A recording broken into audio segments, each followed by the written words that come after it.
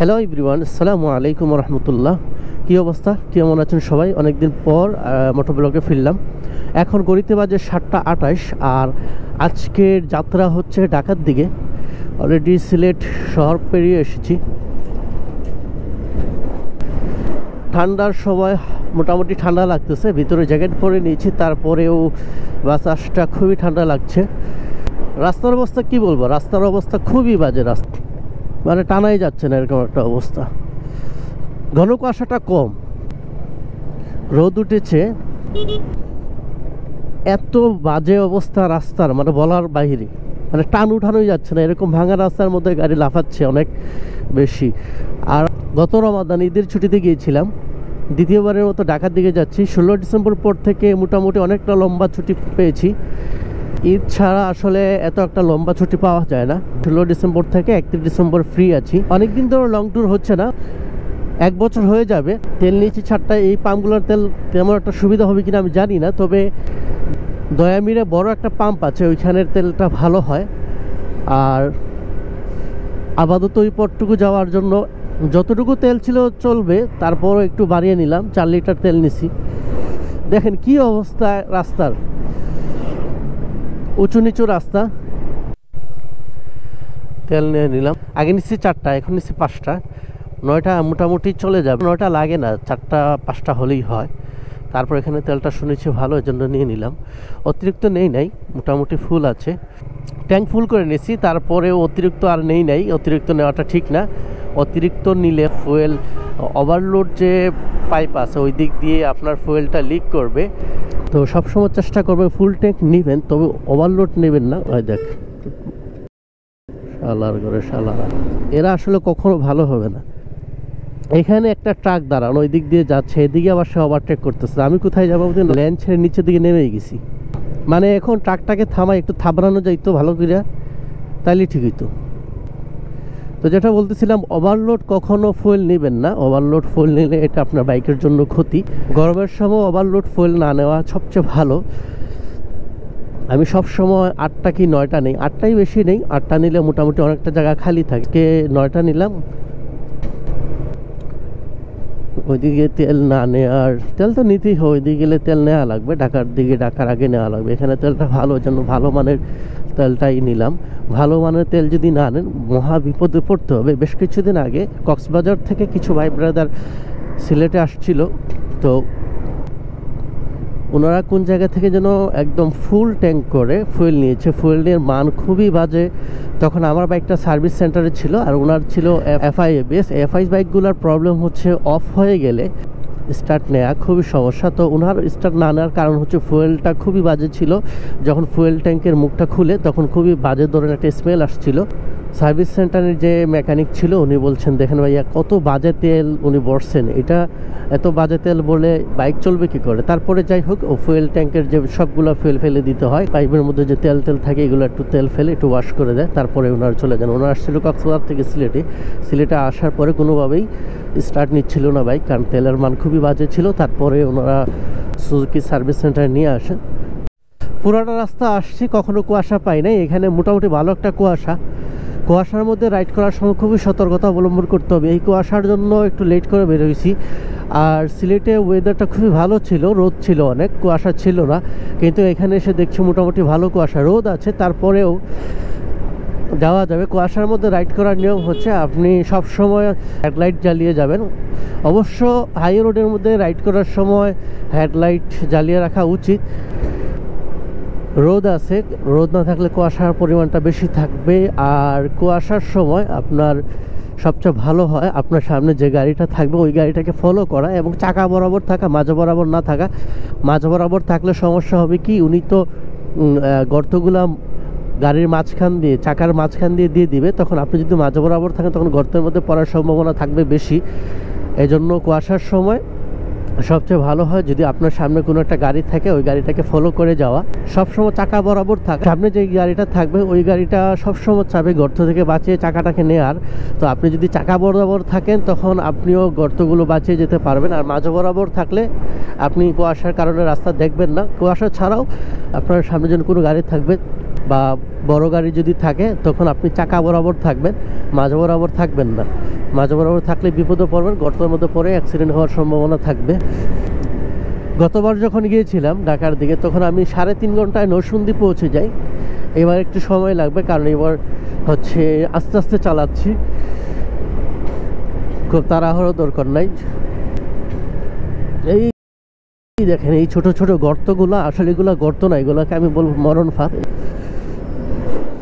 তো যাই হোক, রাইড করার সময় বেশি কথা বলা যাবে না, ফাঁকে ফাঁকে কথা বলবো। এখানে কুয়াশা অনেকটা, খুব কেয়ারফুলি যাওয়া লাগবে। এ আল্লাহ, এখানে তো রোদই নেই বাবা রে, ভালোই কুয়াশা। পিছনে পুরাটা রাস্তা রোদ পাইছি, কিন্তু এখানে রোদ নাই। শীতের মৌসুম ব্যাপার না, এই রোদ এই কুয়াশা থাকবে। শেরপুর ব্রিজে আদায় করে পার হলাম, মোটামুটি অনেকটা সময় লাগছে। নরসিংদী 158, ঢাকা 202 কিলো, এখনও অনেকটা জায়গা বাকি আছে। রাস্তার কন্ডিশন খুবই বাজে, এর জন্য বাইক টানাই যাচ্ছে না। এই দেখেন এদিক দিয়ে ঢেউয়ের মতো করে আমার একটা চর গজাইছে। কুকুরগুলো দেখলে রাস্তা ভয় লাগে আমার।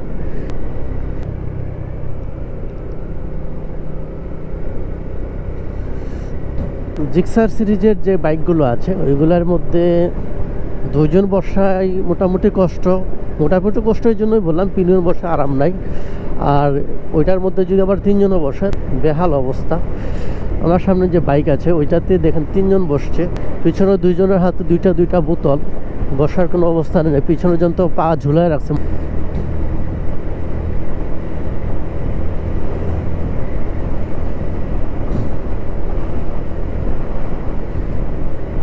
হাইওয়ে রোডের মধ্যে একজন মাথার মধ্যে হেলমেট নাই, 3 জন বসায় রিস্কি, কোনো ধরা ছোঁয়া নাই, এরকম পা ঝুলায় বসছে। সামান্য একটা কোনো দুর্ঘটনা ঘটে যদি মাথায় যদি আঘাত পায়, তখন আসলে বুঝতে পারবে যে আসলে হেলমেটের কতটা গুরুত্ব। আর শীতের সময় হেলমেট পরাটা খুবই জরুরি। বাইকের মধ্যে 3 জন নিলে এমনিতেই বাইক আপনারই করা যায় না, কন্ট্রোলে রাখা যায় না। আর সেখানে তো হেলমেটও নাই, আবার 3 জন নিচে। আশুগঞ্জে ঢুকে গেছি, একটুখানি জায়গা ভাঙা আছে। ওই জায়গাটা পার হলেই তারপরে ভৈরবের পরে নরসিংদী, পিঠাখোলা, নরসিংদী। আজকে নরসিংদীতে একটু ব্রেক দিব, খুব টায়ার্ড লাগতেছে, কারণ হচ্ছে প্রচুর ভাঙা রাস্তায়। যারা আসলে ইদানিং রাইড করেছেন ঢাকা টু সিলেট মহাসড়কে, তারা বুঝতে পারবেন যে রাস্তার কন্ডিশন কি বাজে। আমি কই দিয়ে যাইব, মানে মোটর সাইকেলের রাস্তা দেখতেছি একটুখানি জায়গা লাগে, তারপর যে ওই জায়গাটুকু দিতে যাচ্ছে না। ফাইনালি চলে আসলাম ভৈরব ব্রিজে। এখানে ছোটবেলা অনেক স্মৃতি জড়িয়ে আছে। স্মৃতি বলতে যখনই ভৈরব ব্রিজে আসি তখনই মনে হতো খালার বাড়ির আর বেশি দূরে না। আমার এক খালা থাকেন নরসিংদীতে, তো ভৈরব ব্রিজে আসলে মনের মধ্যে একটা শান্তি মিলতো যে চলে আসছি, আর একটু সময় বাকি আছে। ছোটবেলা থাকতে এই জায়গাটাতে চাইলেও দাঁড়াতে পারতাম না, কারণ বাসে থাকা লাগতো। একটুখানি থামি,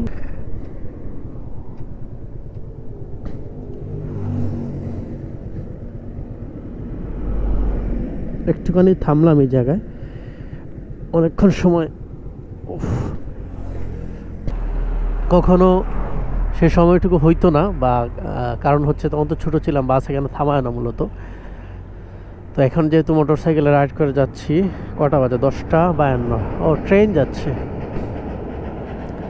এখন থামা যায়, কিন্তু আসলে তখন এই সুযোগটা ছিল না। এখানে নামলাম যখন, একটা সেলফি নিয়ে নিই। ভৈরব ব্রিজ এদিক থেকে তুলি একটু। সিলেট থেকে রওনা করে এখানে এসে শুধু জাস্ট এই যে এখন দাঁড়াইলাম।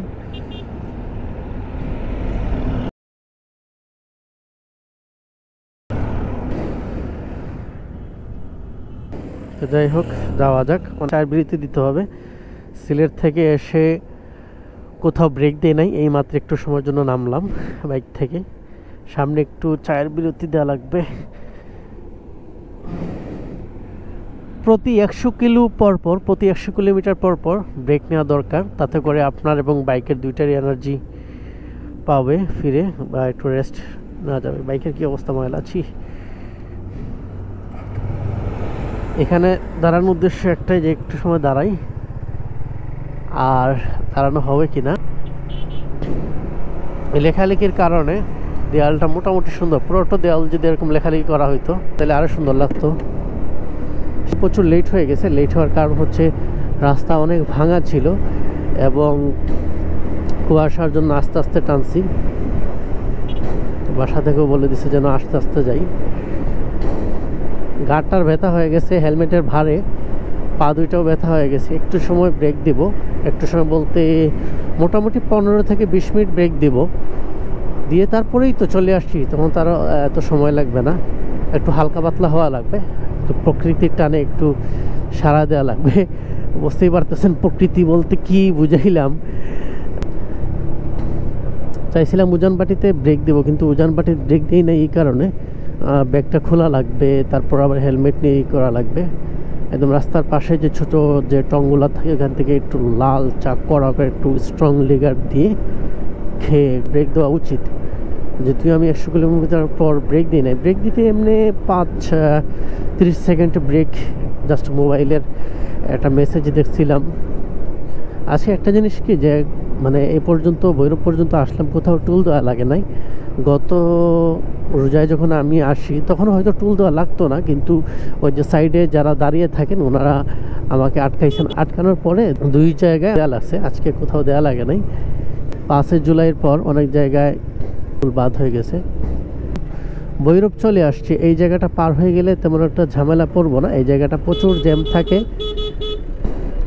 আর এখন তো গড়িতে বাজে কয়টা, 10:52, অলরেডি 11টা হয়ে গেছে। এই জায়গাটা পার হয়ে গেলেই মোটামুটি একটা ঝামেলা মুক্ত। কেন এই জায়গাটা প্রচুর জ্যাম লাগে। কালকে রাতে ব্যাক করছি, দিনটা রেস্ট নিয়েছি, রেস্ট নিয়ে তারপর আজকে আবার বাইক নিয়ে ছুটে আসছি। ঢাকা যাবো 2-1 দিন পর। আজকেই ঢাকা যাইতাম কিন্তু খুব টায়ার্ড লাগতেছে।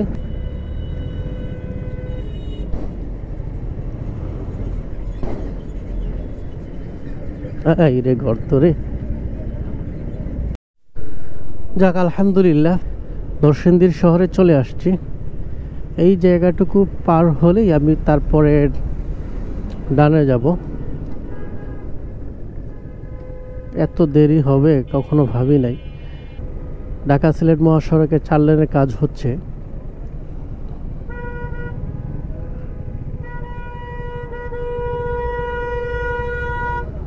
এই জায়গাটাতে জ্যাম লাগায় রাখছে।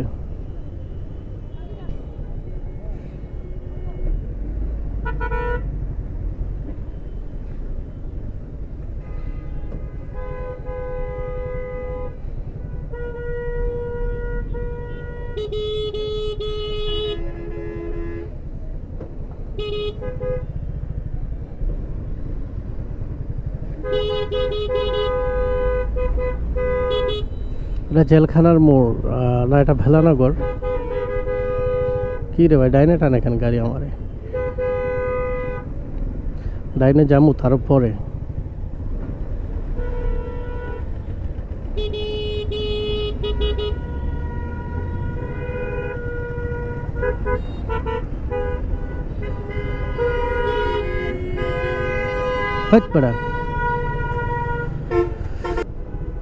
রাস্তার মাঝখানে গোল চত্বর হচ্ছে, যার কারণে দেরি হচ্ছে, আরো বেশি জ্যাম লাগতেছে। এদিক দিয়ে যাওয়া যাবে? আমার তো বাম দিকে গেলে সবচেয়ে বেটার হইতো। যাই গে আল্লাহর হাওলা।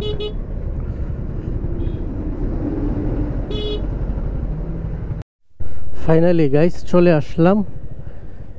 আমার খালাতো ভাইয়ের দোকানে একটু দেখা করে যাই আসলাম যখন।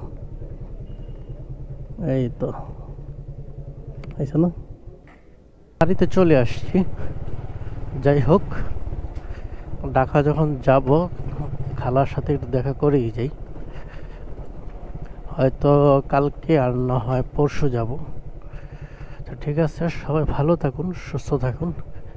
ইনশাল্লাহ নেক্সট ভিডিওতে আবারও দেখা হচ্ছে। সে পর্যন্ত ভালো থাকুন। আল্লাহ হাফেজ।